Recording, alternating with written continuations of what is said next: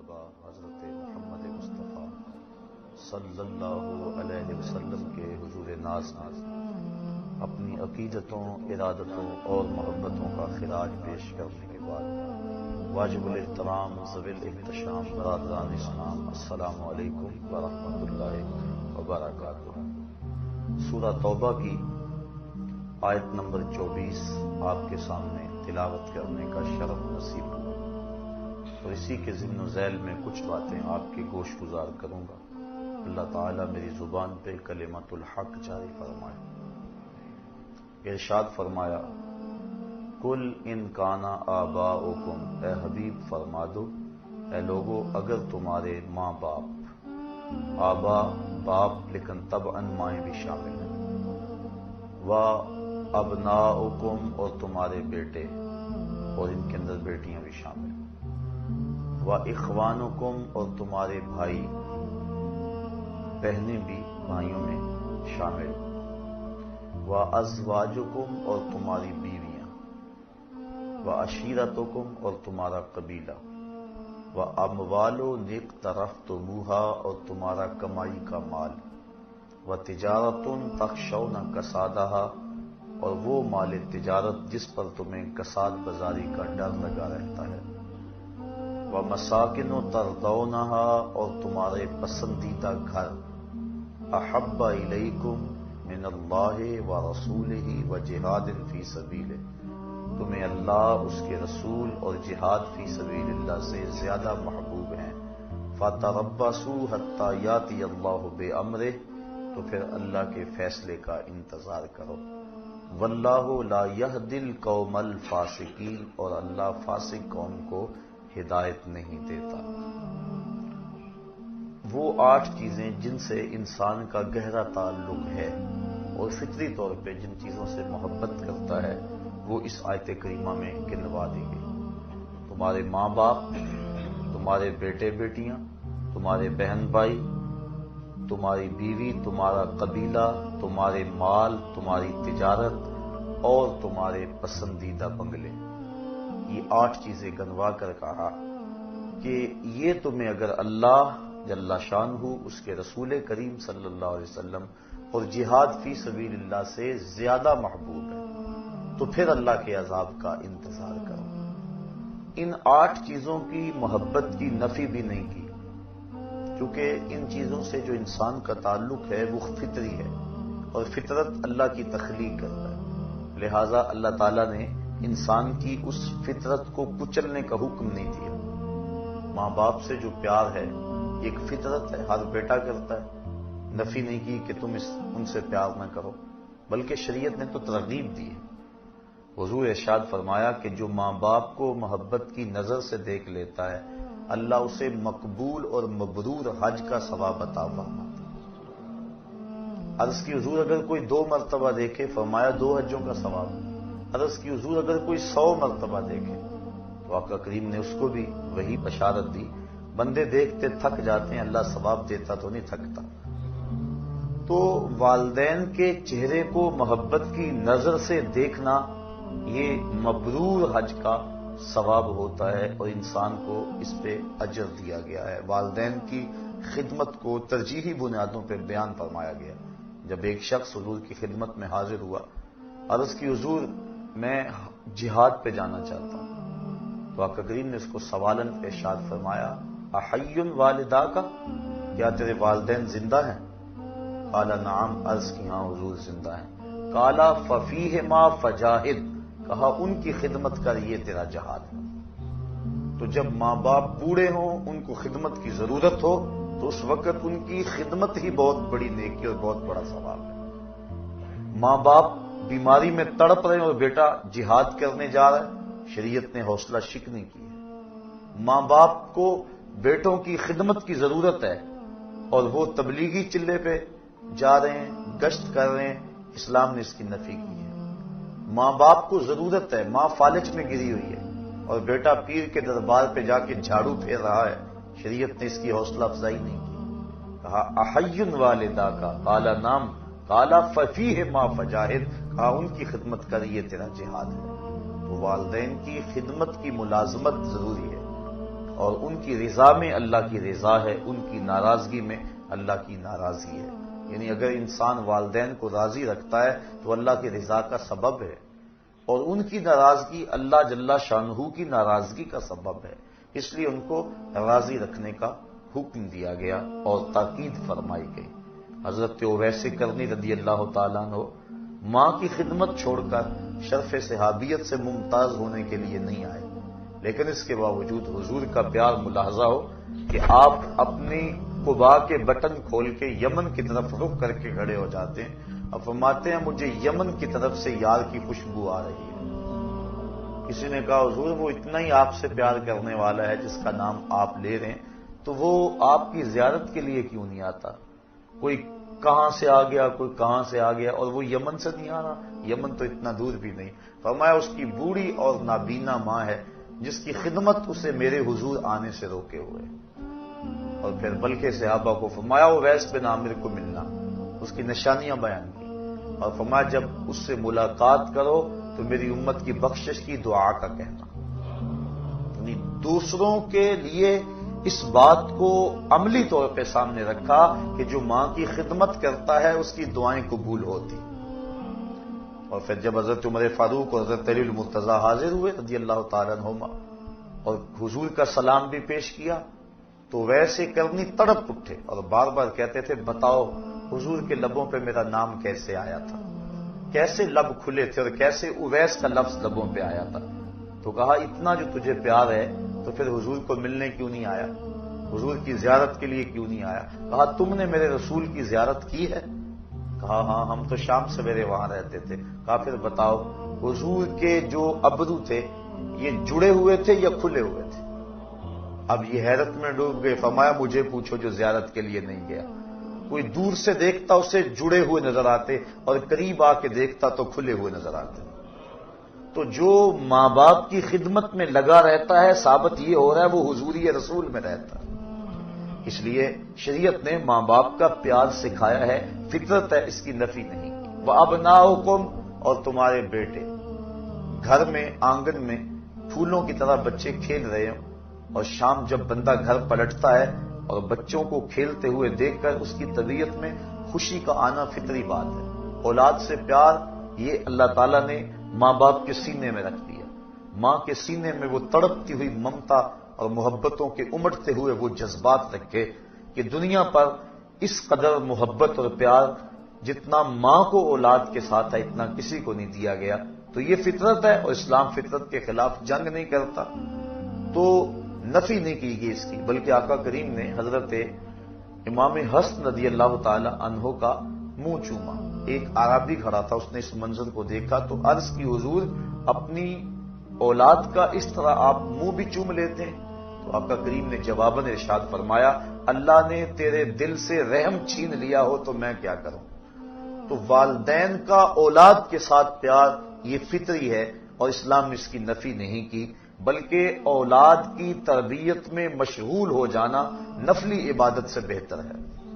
مصلی بچھا کے نوافل پڑھنے سے یہ بہتر ہے کہ اولاد کو آداب دین سکھائے جائیں، ان کو بتایا جائے بیٹا نماز اس طرح پڑھنی ہے، کوئی آئے تو سلام یوں کرنا ہے، مہمان کے ساتھ یوں حسن سلوک کرنا ہے، یہ چیزیں ان کو پڑھانے کے لیے بیٹھ جانا یہ نفلی عبادت میں مشغول ہونے سے بہتر ہے تربیت اولاد۔ تو شریعت نے والدین کے لیے اولاد کی محبت کی نفی نہیں کی۔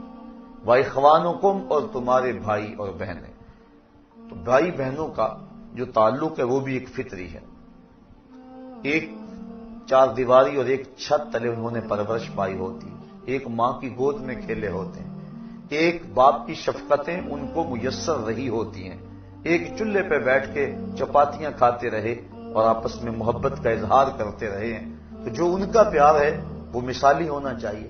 اگر آلائشیں پیدا نہ ہو تو اس سے بڑا اور رشتہ دوستی کا اور محبت کا اور کون ہو سکتا ہے؟ یہ تو بدقسمتی ہمارے دور میں کہ یہ جو شریکہ برادری پتہ نہیں کہاں سے آ گئی۔ یہ شریک کا حالانکہ مفہوم یہ نہیں تھا جو ہم نے بنا لی ہے، شریک شرکت سے نکلا ہے، اور شریک کا معنی ہے جو وراثت میں شریک ہے، جو دکھوں غموں اور پریشانیوں میں شریک ہے، جو ہر معاملہ زندگی میں ایک دوسرے کے شریک ہیں، شرکت کرنے والے ہیں، ان کو شریک کہتے ہیں۔ لیکن اب ہم نے شرکت کا مفہوم یہ بنا لیا ہے جو دوسرے پہ طاق رکھیں، دوسرے پہ نظر رکھیں اور اس کی دولت سے، اس کی عزت سے، شہرت سے جلیں، اس کو شریک کہتے ہیں۔ ہم سکی بیٹی کی شادی رچائیں تو یہ فکر لاحق ہو جاتی ہے کہ اگر کھانا کم پڑ گیا، مہمان زیادہ آ گئے، بارات بے تحاشا آ گئی، تو اگر کھانا کم پڑ گیا تو شریکوں کی نظر پڑ گئی تو یہ اس بات کو ایشو بنا لیں گے اور اس بات کا تمسخر اڑائیں گے، تذلیل کریں گے۔ بندہ اپنے دوستوں سے نہیں ڈر رہا ہوتا، ان قریبی رشتہ داروں سے ڈر رہا ہوتا ہے، حالانکہ انہوں نے تو پردہ ڈالنا تھا، یہ خود بھوکے رہ لیتے لیکن عزت کی پاسبانی کرتے، لیکن یہی تنقید میں ہے اور بندہ ان سے ڈرتا ہے۔ تو جو شریکہ برادری کا ہم نے مفہوم بنا لیا ہے یہ ہمارا خود ساختہ ہے اور یہ دور نبوی سے دوری کے سبب سے ہے، ورنہ جس قدر پیار والے یہ رشتے ہیں، جس قدر الفت اور جس قدر قربت کے یہ رشتے ہیں، دکھوں دردوں غموں میں یہ شریک ہیں اور یہ معاملات کے اندر قریب ہیں، کوئی اور نہیں ہو سکتا۔ تو یہ ایک پیار ہے اور یہ پیار فطری ہے، اسلام نے اس کی ترغیب دی ہے، اس کی نفی نہیں کی۔ حضور کی خدمت میں ایک شخص حاضر ہوا، اس نے اپنے بھائی کی شکایت کی کہ ہم دونوں بھائی اور اکٹھے ہیں، یہ کمائی نہیں کرتا اور کمائی میں کرتا ہوں۔ تو اس نے اس انداز کے ساتھ اپنے بھائی کی سستی پر اور اپنے کمانے پر اپنے بھائی کی شکایت کی۔ اب آقا کریم نے فرمایا ہو سکتا ہے کہ تجھے اس کے صدقے سے رزق مل رہا ہو۔ تو اب دیکھیے یہ لوگوں کو آپس میں جوڑنے والی باتیں ہیں، اور انسان جب اس انداز سے سوچنے لگ جائے تو یقیناً اس کے اندر برکت ہی برکت ہوتی ہے۔ لیکن آج ہمارے سوچنے کے زاویے ہی اور ہو گئے ہیں۔ بڑا بھائی ساری زندگی چھوٹے بھائیوں کو پالتا ہے، ان کو کاروبار سیٹ کر کے دیتا ہے، ان کی شادیاں کرتا ہے، اور جب وہ خود کمانے لگ جاتا ہے تو پھر اس کے دل میں شیطان یہ بات ڈال دیتا ہے، لو اس کے تو اتنے بچے ہیں اور سارے ہمارے اخراجات اکٹھے ہیں اور ہم کماتے ہیں برابر کا اور اس کے افراد خانہ زیادہ ہیں، لہذا اخراجات اس کے زیادہ ہیں، ہمیں الگ ہو جانا چاہیے۔ الگ لوگ ہوتے آئے ہیں، میں اس کی نفی نہیں کر رہا اور نہ شریعت نے اس کی نفی کی ہے، لیکن ایسی چھوٹی سوچیں یہ کم از کم ایک مسلمان کو زیبا نہیں ہے۔ تو بھائیوں کا پیار مثالی ہونا چاہیے، شریعت نے اس کی ترغیب دلائی ہے۔ وَأَزْوَاجُكُمْ، اور تمہاری بیویاں۔ بیوی پاؤں کا جوتا ہوتی ہے، یہ زمانہ جاہلیت کی بات ہے، اسلام نے اس کی نفی کی ہے اور بیوی کو محبوبہ کی مسند پہ بٹھایا ہے۔ حضرت سیدہ عائشہ صدیقہ رضی اللہ تعالی عنہا کو حمیرہ کہہ کے حضور پکارتے تھے، حضرت خدیجہ الکبریٰ کا کثرت سے تذکرہ کرتے، بلکہ حضرت عائشہ صدیقہ رضی اللہ تعالیٰ عنہ فرماتی ہیں ایک دن مجھ سے نہ رہا گیا اور میں نے کہہ دیا حضور آپ اس بوڑھی عورت کا تذکرہ نہیں چھوڑتے، بڑھاپے کی وجہ سے جس کے ہونٹوں کے گوشے سرخ ہو چکے تھے۔ تو فرمایا عائشہ مجھے خدیجہ کے بارے میں تکلیف نہ دو، جب پورے مکے نے میرا انکار کیا تھا تو اس نے میرا اقرار کیا تھا، میں اس کا تذکرہ کبھی نہیں چھوڑ سکتا۔ فرمایا اس کے بعد پھر کبھی بھی میں نے ان کے بارے میں کوئی بات نہیں کی تھی۔ اور حضرت خدیجہ الکبریٰ نے جب آخری وقت حضور سے چادر مانگی تو آقا کریم نے پوچھا کہ خدیجہ بتاؤ تو صحیح چادر کیا کرنی؟ تو انہوں نے عرض کی حضور میرا وقت آخر ہے اور میری آرزو ہے کہ اس چادر سے مجھے کفن دیا جائے۔ اب بیوی سے بڑھ کر خامد کو کون جاننے والا ہوتا ہے؟ اب بیوی کہہ رہی ہے کہ میرے سرتاج کی، میرے خامد کی اگر چادر مجھ کو مل جائے تو میری نجات کے لیے یہ چادر ہی کافی ہے۔ یہ حضور کی عظمت پر کتنی بڑی دلیل ہے۔ اب حضور علیہ السلام جواباً کیا فرمایا؟ آقا کریم نے فرمایا خدیجہ تو نے تو چادر مانگی ہے، لو اردت جلدی لآتیتک، اگر تو میری جلد بھی مانگتی میں وہ بھی اتار کے دے دیتا ہوں۔ حقوق نسواں کی بات کرنے والے کائنات کے اندر کوئی ایسی مثال تو لائیں کہ آقا کریم نے بیوی کو جس عزت کی مسند پہ بٹھایا اور کہا لو اردت جلدی لآتیتک، تو یہ حضور کا ہی کمال ہے۔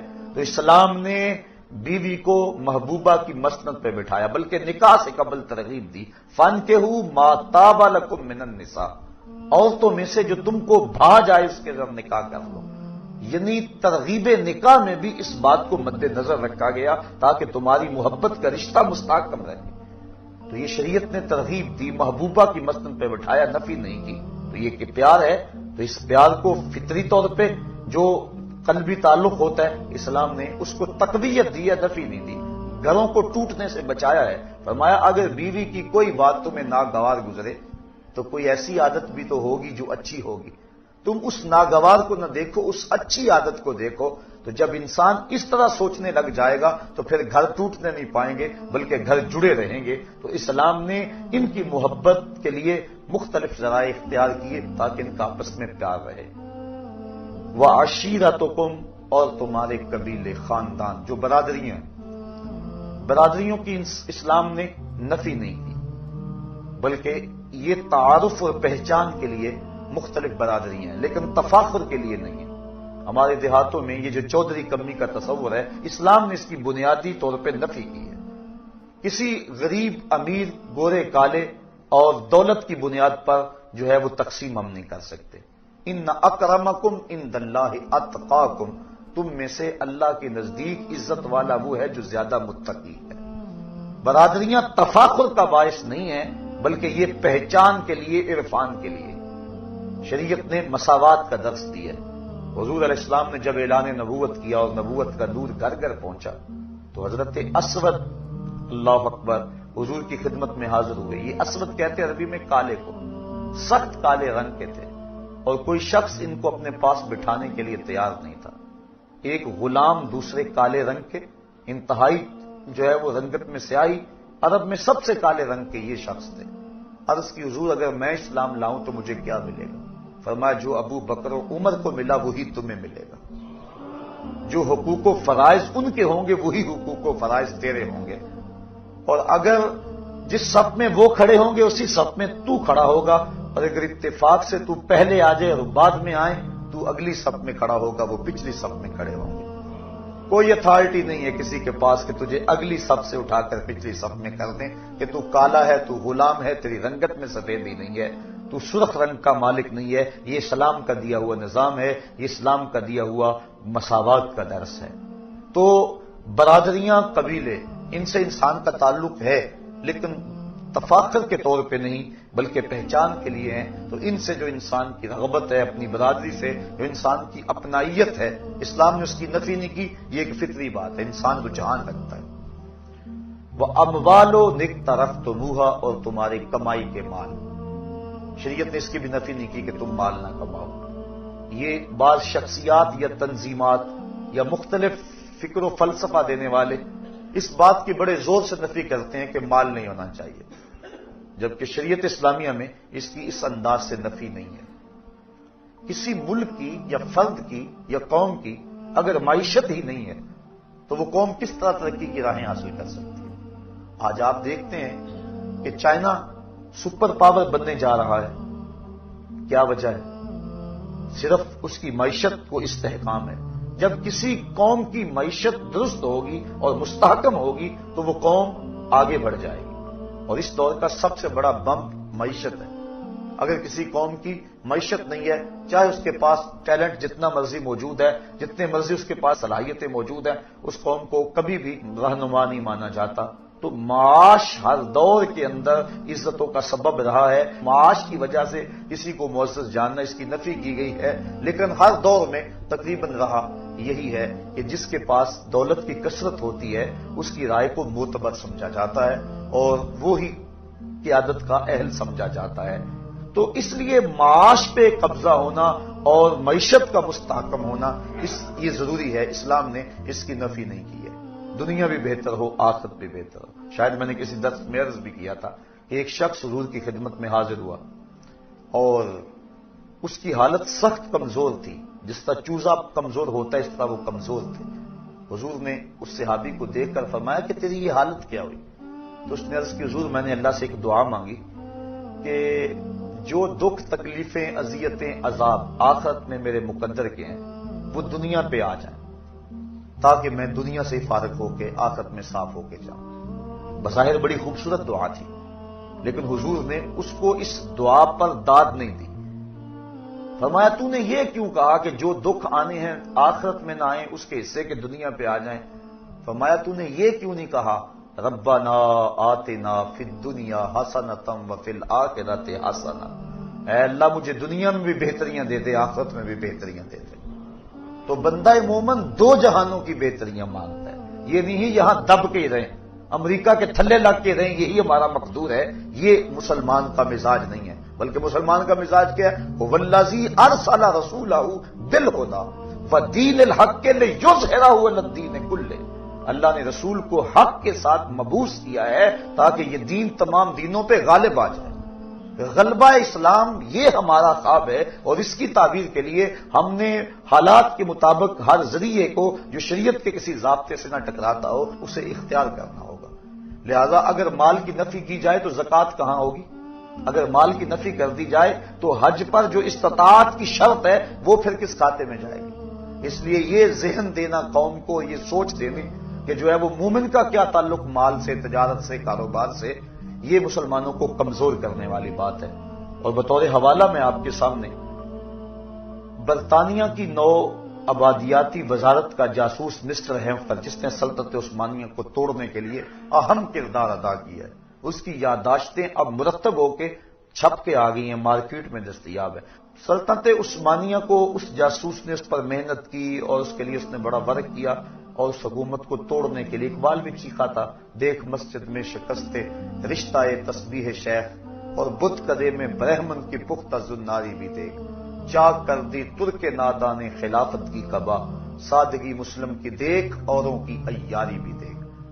تو وہ جو مسٹر ہیمفر تھا جس نے کام کیا برطانوی نوآبادیاتی وزارت کے جاسوس کے طور پہ یہاں عرب میں، تو اس نے بیان کیا اپنی یادداشتوں کے اندر کہ مجھے 15-16 پوائنٹس پہ کام کرنے کا کہا گیا اور اس پہ میں نے کام کیا۔ ان میں سے 2 چیزیں یہ تھیں کہ مسلمانوں کو یہ ذہن دینا کہ تمہارا کاروبار اور تجارت سے تعلق نہیں ہے، تم اللہ والے لوگ ہو، تسبیح پکڑو تو کسی حجرے میں بیٹھ جاؤ۔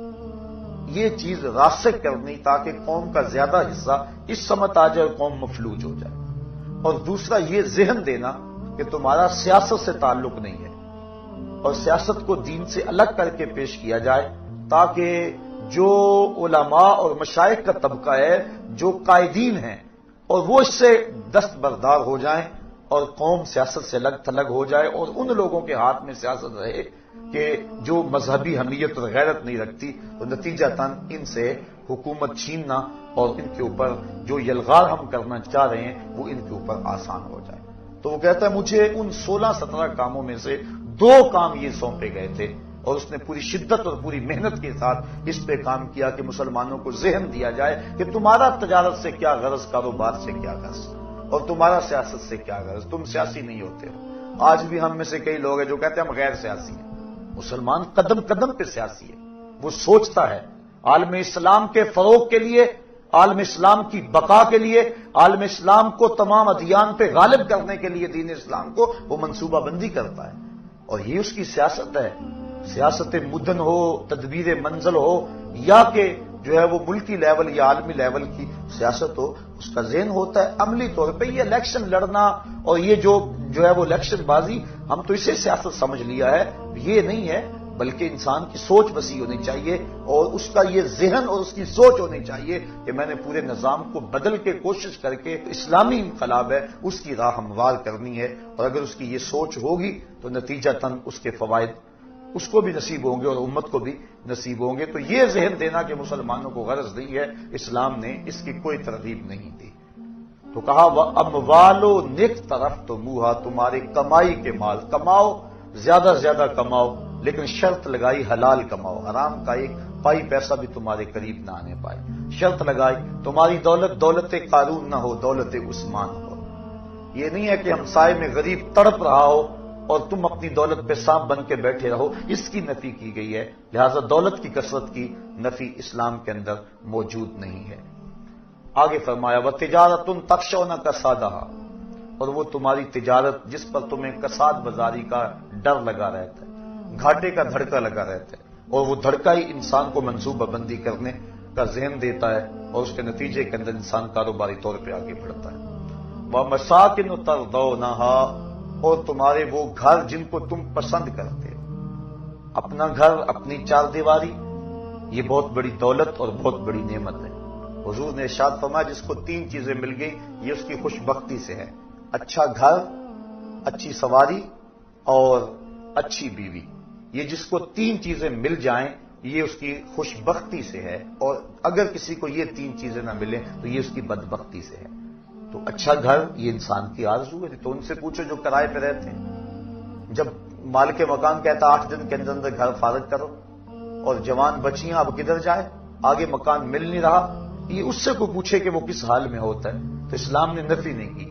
ہاں گھر ضرورت کے لیے ہو، تفاخر کے لیے نہ ہو، احساس لوگوں کو دینے کے لیے، اپنی ٹھاٹ باٹ کا اظہار کرنے کے لیے، اس کی نفی کی۔ گنبد نما مکانوں کی تعمیر کو شریعت میں ناپسند کیا گیا، لیکن آسودگی کا گھر، ضرورت کا گھر، اس کا حساب نہیں ہوگا، لیکن جو ضرورت سے زائد ہوگا اس کا حساب ہوگا۔ 3 چیزوں کا حساب نہیں ہوگا: ستر عورت کے لیے جو کپڑا پہنا جاتا ہے، دوسرا ضرورت کا مکان، اور تیسرا بھوک کے وقت کھانا اور پینا۔ ان 3 چیزوں کا قیامت کے دن حساب نہیں ہوگا۔ اس کے علاوہ ثم لتسألن یومئذ عن النعیم، ہر نعمت کے بارے میں بندے سے پوچھا جائے گا اور اس سے سوال کیا جائے گا۔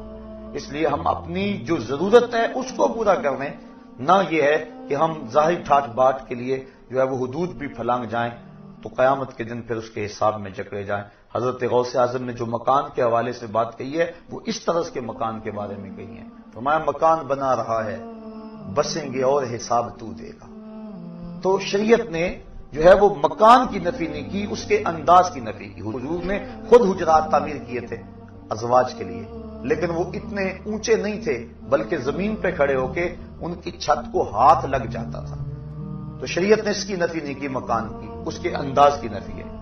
اب فرمایا یہ 8 چیزیں تمہیں محبوب ہے، دوبارہ سن لے۔ قل ان کان آباؤکم وابناؤکم واخوانکم وازواجکم وعشیرتکم واموال اقترفتموها وتجارۃ تخشون کسادها ومساکن ترضونها، تمہارے ماں باپ، تمہارے بیٹے، تمہارے بھائی، تمہاری بیویاں، تمہارے مال، تمہاری تجارت، تمہارے پسندیدہ بنگلے اور تمہارے قبیلے، یہ 8 چیزیں احب الیکم، تمہیں زیادہ محبوب ہیں، من اللہ ورسولہ وجہاد فی سبیلہ فتربصوا حتی یاتی اللہ بامرہ، اگر اللہ اس کے رسول کریم اور جہاد فی سبیل اللہ سے تمہیں یہ 8 چیزیں زیادہ محبوب ہیں تو پھر فرمایا اللہ کے عذاب کا انتظار کرو، اور اللہ فاسقوں کو ہدایت نہیں دیا کرتا۔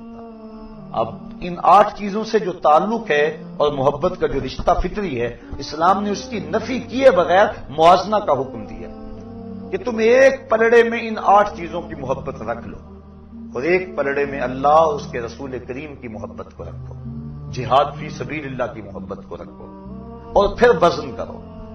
اگر جہاد فی سبیل اللہ، رسول کریم اور اللہ جل شانہ کی محبت کا پلڑا وزن پہ ہے، اور یہ اس مقابلے میں کوئی حیثیت نہیں رکھتی 8 چیزیں، تو پھر تشکر کے سجدے کرو کہ مالک کی کرم نوازی ہو گئی۔ لیکن اگر یہ چیزیں آگے ہوں اور اللہ اس کے رسول اور جہاد فی سبیل اللہ یہ پیچھے چلے جائیں تو پھر اللہ فرماتا ہے میرے عذاب کا انتظار کرو۔ اب میں اور آپ نے اپنے آپ کو اپنے ضمیر میں خود عدالت لگا کے ترازو گاڑ کے ہم دیکھ سکتے ہیں کہ ہم کس سمت ہیں اور ہمارا وزن کس پلڑے میں جاتا ہے۔ زبان سے دعویٰ کر لینا، کہہ لینا یہ آسان کام ہے، لیکن جب کبھی انسان کو آزمائش کا موقع انسان پر آئے اس وقت اس کی پرکھ ہوتی ہے۔ اقبال کہتا ہے جہاں میں تو کسی دیوار سے نہ ٹکرایا، کسے خبر کہ تو سنگ خارا ہے یا کہ زجاج۔ جب تک تو دیوار سے نہیں ٹکرائے گا کیسے پتا چلے گا کہ تو سخت پتھر ہے یا کہ شیشہ ہے؟ جب دیوار سے ٹکرائے گا تو پتا چلے گا کہ تو کیا ہے، شیشہ ہے یا پتھر ہے۔ جب تک بندہ امتحان گاہ میں نہیں آتا اتنی دیر تک تو نہیں پتا چلتا، جب امتحان گاہ میں آتا ہے اس وقت پتا چلتا ہے کیا ہے۔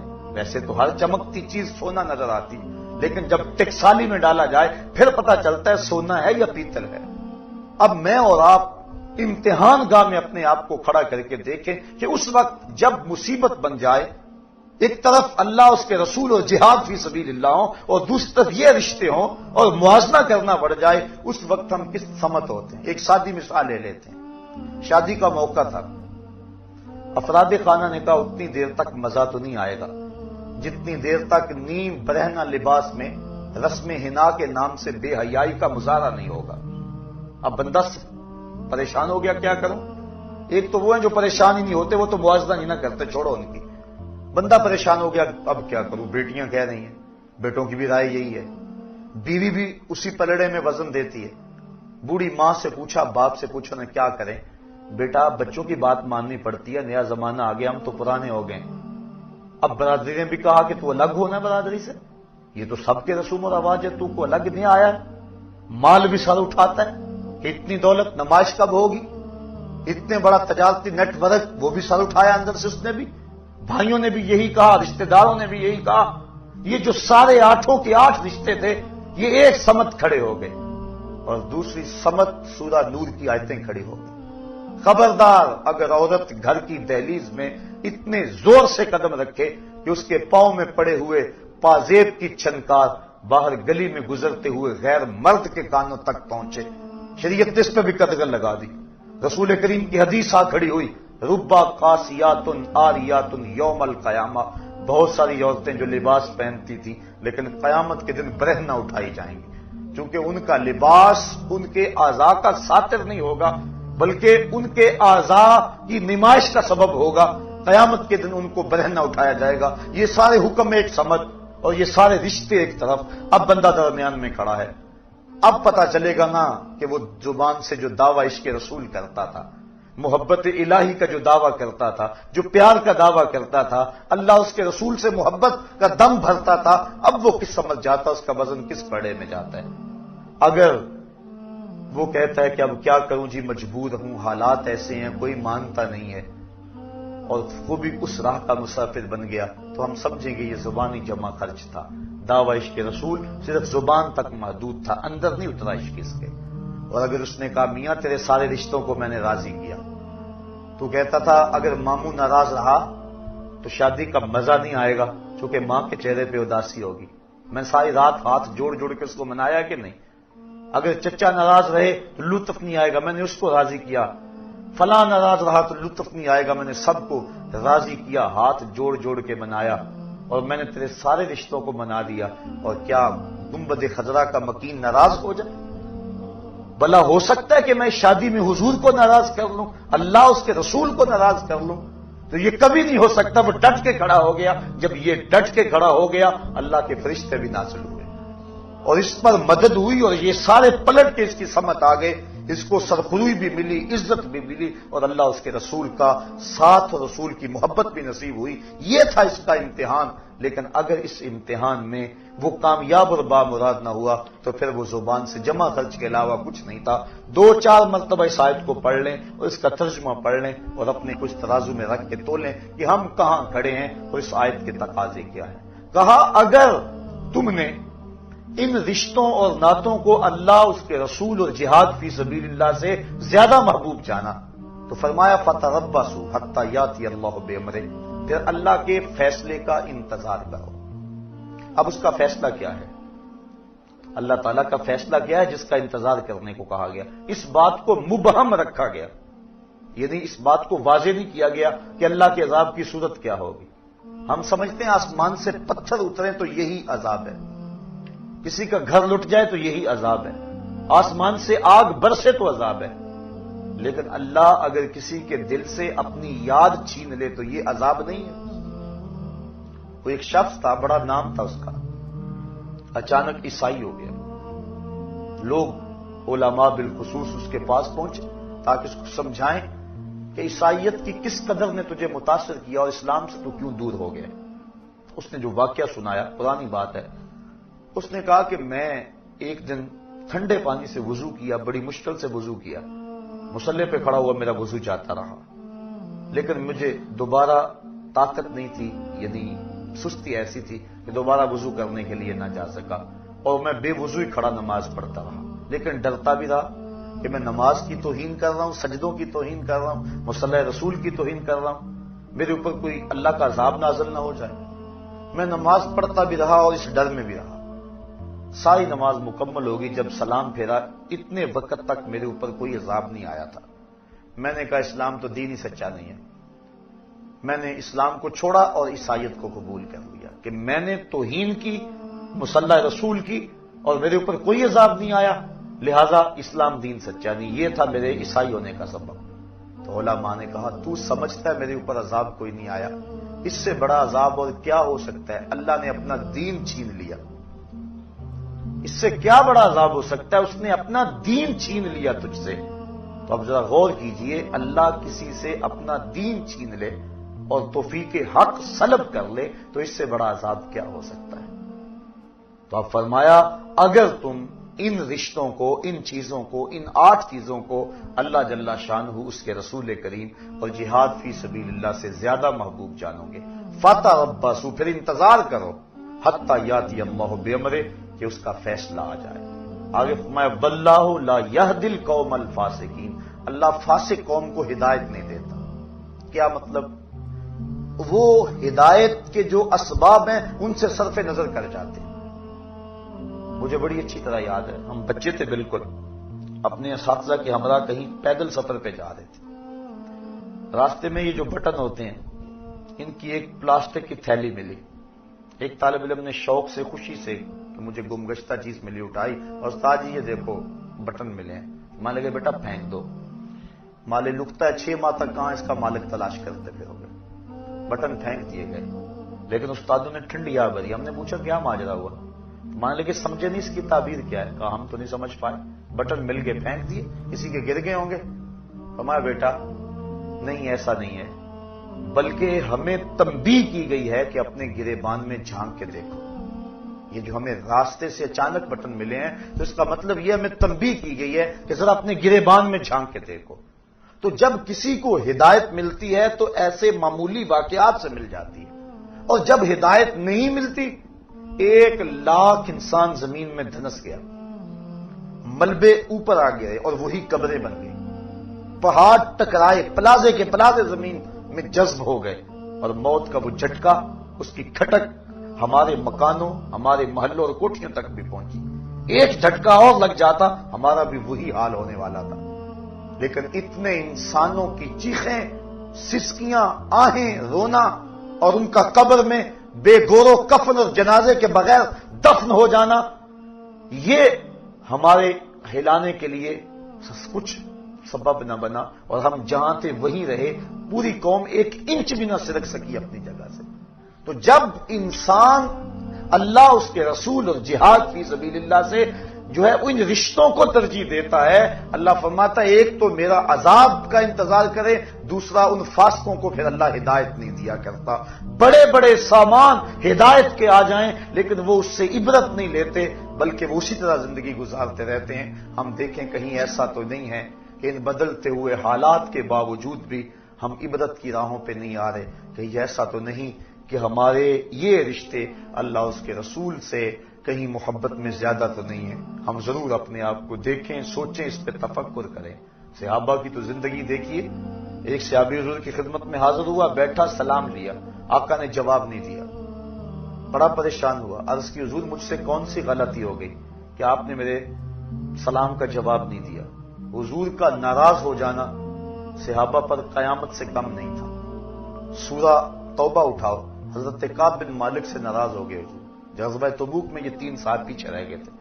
سورہ توبہ میں تفصیلی واقعہ موجود ہے، اللہ ارشاد فرماتا ہے زمین وسیع ہونے کے باوجود ان پر تنگ کر دی گئی۔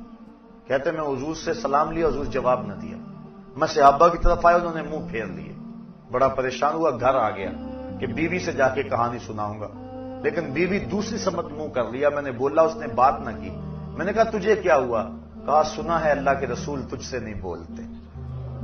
اجڑ گیا، دل اجڑ گیا، بچے بھی نہیں بول رہے۔ کہتے ایک دن میں بازار سے گزر رہا تھا، مجھے کسی شخص نے کاغذ کا ٹکڑا دیا، میں نے اس کو کھول کر دیکھا تو کسی قبیلے کے سردار کا رکا تھا، اس میں لکھا تھا ہمیں پتا چلا ہے کہ تیرا نبی تجھ سے ناراض ہو گیا، تو بڑا قابل اور باصلاحیت آدمی ہے، تو ہمارے پاس آ جا، ہم تجھے عزت دیں گے، وقار دیں گے، تجھے منصب دیں گے۔ کہتے ہیں کہ مجھے غصہ آیا اور میں نے کاغذ کو ٹکڑے ٹکڑے کر دیے اور رونا شروع کر دیا، میں اتنا برا ہو گیا ہوں کہ دشمن بھی مجھے اپنا سمجھنے لگے۔ اور پھر سورہ توبہ کی وہ آیتیں نازل ہوئی، بخشش اور مغفرت کا اعلان ان کے لیے آیا۔ تو حضور کا ناراض ہو جانا صحابہ کے لیے قیامت تھا۔ حضور نے سلام نہ دیا، وہ پریشان ہو گیا، عرض کی حضور کون سی میرے سے خطا سرزد ہو گئی؟ آقا نے اس کے ہاتھ کی طرف اشارہ کیا، سونے کی انگوٹھی پہنی تھی، اس نے اتار کے پھینک دیا، چونکہ ان الذهب والفضة حرام لذکور امتی، سونا اور چاندی میری امت کے مردوں کے لیے جائز نہیں ہے، عورتوں کے لیے دونوں دھاتیں جائز ہیں۔ اور مردوں کے لیے صرف 4.5 ماشے سے چاہے رتی بھر کام ہو، پورے 4.5 ماشے نہ ہو، چاندی کی 1 انگوٹھی مرد کے لیے جائز ہے، اس کے علاوہ سونا چاندی کسی صورت میں بھی مرد کے لیے جائز نہیں ہے، منع کر دیا گیا، روک دیا گیا۔ اب اس نے انگوٹھی اتاری اور پھینک دی، حضور نے سلام کا جواب دے دیا، گفتگو ہوتی رہی۔ جب لوگ اٹھ کے جانے لگے، یہ بھی اٹھ کے چل دیا، کس نے کہا جناب انگوٹھی تو اٹھا لو، قیمتی ہے، سونے کی ہے، تم نہ پہننا، بیوی کو دے دینا، وہ اس کے لیے تو جائز ہے۔